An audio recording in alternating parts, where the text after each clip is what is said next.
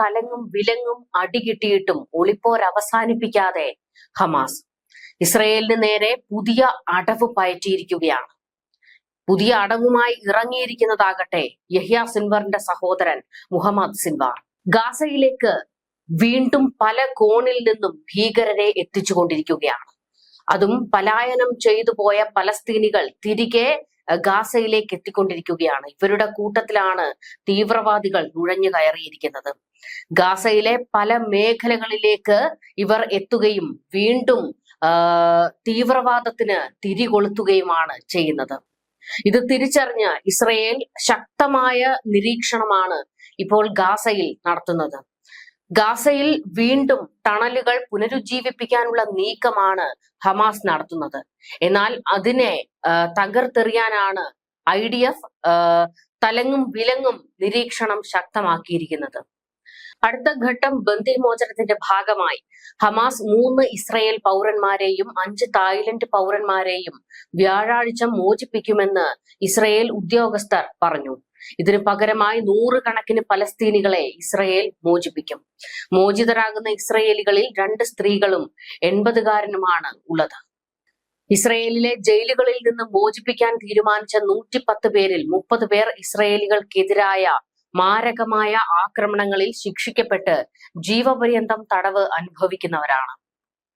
വെടിനിർത്തലിന് കീഴിൽ ലക്ഷക്കണക്കിന് പലസ്തീനികൾ കഴിഞ്ഞ 3 ദിവസങ്ങളിലായി വടക്കൻ ഗാസയിലേക്ക് എത്തിക്കൊണ്ടിരിക്കുകയാണ്. 5 ലക്ഷം പലസ്തീനികൾ വടക്കൻ ഗാസയിലേക്ക് മടങ്ങിയെത്തിയിട്ടുണ്ട്. ഇതിൽ ഹമാസ് തീവ്രവാദികളും ജിഹാദികളും ഉൾപ്പെടുന്നുവെന്നാണ് വിവരങ്ങൾ. ഇത് വീണ്ടും ഇസ്രയേലിൽ സംഘർഷ സാധ്യത വർദ്ധിപ്പിക്കുന്നു. ഗാസയിൽ ഇസ്രയേൽ ഹമാസ് വെടിനിർത്തലിന്റെ ഭാഗമായാണ് തടവുകാരുടെ കൈമാറ്റം നടക്കുന്നത്.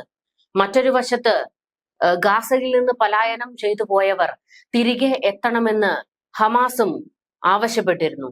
എന്നാൽ ഇത് മാത്രമല്ല, ഇസ്രയേലും വ്യക്തമാക്കിയത് പലായനം ചെയ്തു പോയവർ മടങ്ങി എത്തിക്കൊള്ളൂ എന്നാണ്. അങ്ങനെ പലസ്തീനിൽ നിന്നും ഗാസയിൽ നിന്നും വലിയ തോതിൽ പലായനം ചെയ്തു പോയവരാണ് ഇപ്പോൾ തിരികെ എത്തിക്കൊണ്ടിരിക്കുന്നത്.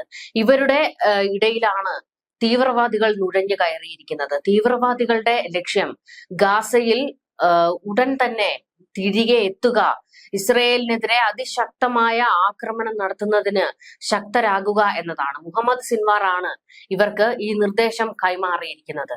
എത്രയും പെട്ടെന്ന് ഏത് വിധേനയും ഗാസയിലേക്ക് മടങ്ങിയെത്തണമെന്നും ഇസ്രയേലിനെതിരായ ആക്രമണത്തിന് തയ്യാറാകണം എന്നുമാണ്.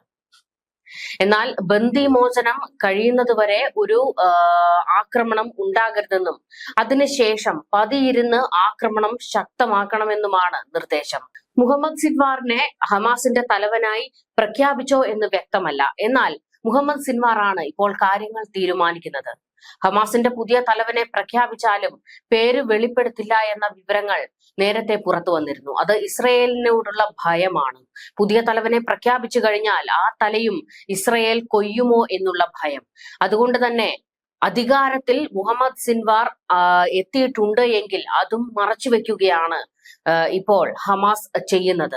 എന്നാൽ മുഹമ്മദ് സിൻവാർ ആകട്ടെ ഗാസയിലെ കാര്യങ്ങളിലെല്ലാം ഇപ്പോൾ കൃത്യമായ ഇടപെടൽ നടത്താൻ ഒരുങ്ങുകയും ചെയ്യുന്നുണ്ട്. അതിന്റെ ഭാഗമായി മുഹമ്മദ് സിൻവാർ ആദ്യം പ്രഖ്യാപിച്ചതാണ് ഗാസയിൽ നിന്ന് മടങ്ങിപ്പോയിട്ടുള്ള തീവ്രവാദികൾ, ഹമാസ് പോരാളികൾ എത്രയും പെട്ടെന്ന് തിരികെ എത്തണമെന്നും കിട്ടുന്ന ആയുധങ്ങൾ സ്വരുക്കൂട്ടി പഴയ രീതിയിൽ തന്നെ തകർക്കപ്പെട്ട ടണലുകൾ പുനരുജ്ജീവിപ്പിക്കണമെന്നും അതിനു വേണ്ടിയിട്ടുള്ള നടപടികൾ ആരംഭിക്കണമെന്നുമാണ്. മുഹമ്മദ് സിൻവാറിന് എല്ലാ സഹായങ്ങളുമായി ഇറാനും പിന്നിലുണ്ട് എന്ന വിവരങ്ങളും പുറത്തേക്ക് വരികയാണ്.